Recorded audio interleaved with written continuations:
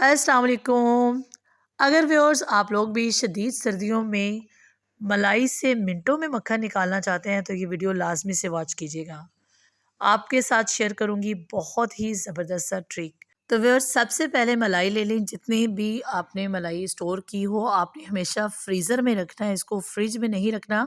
और जब आपने इससे मक्खन निकालना हो तो आप इसको, अगर सुबह आपने निकालना तो शाम में निकाल कर आप रूम टेम्परेचर पर रख दें, या फिर आप जो है इसको 4 से 5 घंटे पहले निकाल कर बाहर रख दें ताकि ये सॉफ्ट हो जाए। अब व्यूअर्स कोई खुला बर्तन ले लें आप, कढ़ाई या फिर कोई भी ऐसा बर्तन जिसमें आप इजीली जो है वो इससे मक्खन निकाल सकें।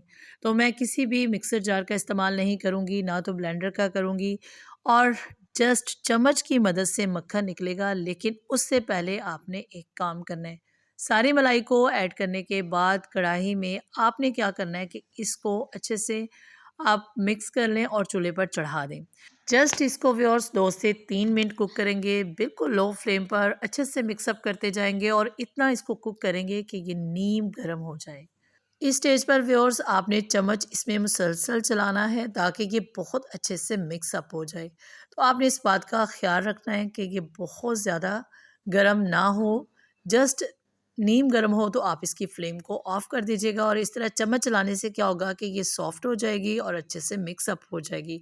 फ्रीज़र में रखने की वजह से ये जम चुकी होती है। तो इस तरह से जब आप मलाई को मुसलसल हिलाएंगे तो इसकी ये जो गुठलियाँ हैं ये ख़त्म हो जाएंगी। व्यूअर्स ये नीम गर्म हो चुकी है, अब इसकी फ्लेम को ऑफ कर दूंगी। जस्ट आपने ये वाला ट्रिक जो है वो अप्लाई करना है तो आप देखिएगा कितनी जल्दी जो है इस मलाई से मक्खन निकलेगा। अब व्यूअर्स आपने मुसलसल चम्मच चलाते हुए जो है वो इसको मिक्सअप करना है। जितनी तेज़ी से आप चम्मच चलाएंगे उतनी ही जल्दी मक्खन तैयार होगा। तो आपने इसको थोड़ा-सा स्पीडी जो है वो चम्मच को चलाना है तो जल्दी से मक्खन बनकर तैयार होगा। इस तरीके से जब हम नीम गर्म कर लेते हैं व्यूअर्स तो इसका मक्खन थोड़ा-सा नरम पड़ जाएगा और थोड़ा-सा पतला तैयार होगा। तो व्यूअर्स ये देखें अच्छे से इसका मक्खन निकल चुका है। जस्ट मैंने इसको 1 से डेढ़ मिनट तक जो है वो चम्मच चलाया है। तो मक्खन देखिए कितनी जल्दी से बनकर तैयार है। अब आपने क्या करना है, या तो आप इसमें आजकल जो ताज़ा पानी है रूम टेम्परेचर पर रखा हुआ वो भी आप इस्तेमाल कर सकते हैं, लेकिन ये पहले थोड़ा नरम है तो आप कोशिश करें इसमें आप बर्फ़ ऐड कर दें या फिर आप फ्रिज का जो पानी है वो ऐड कर दें ताकि ये जल्दी से इकट्ठा हो जाए। तो बस देखिए आप जब थोड़ा-सा मक्खन बनना स्टार्ट हो जाए आप दोबारा से इसमें चम्मच चलाएँगे तो ये इकट्ठा होना शुरू हो जाएगा।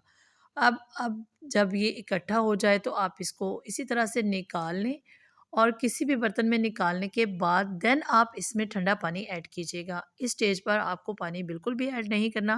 पहले आपने मक्खन को अच्छे तरीके से निकाल लेना है। सारे मक्खन को आप अच्छे से निकाल लें और उसके बाद आप उस मक्खन में ठंडा पानी ऐड कीजिएगा।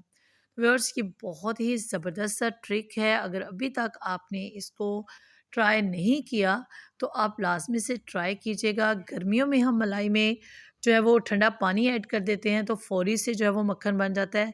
लेकिन सर्दियों में जो है वो हमें थोड़ा-सा इसको नीम गर्म करना पड़ेगा। जब हम ये वाला ट्रिक इस्तेमाल करेंगे तो जल्दी से जो है वो मक्खन बनकर तैयार हो जाता है। व्यूअर्स अब आप इसको हाथ की मदद से अच्छे से इकट्ठा करते हुए जो है वो किसी भी बाउल में ऐड कर दें।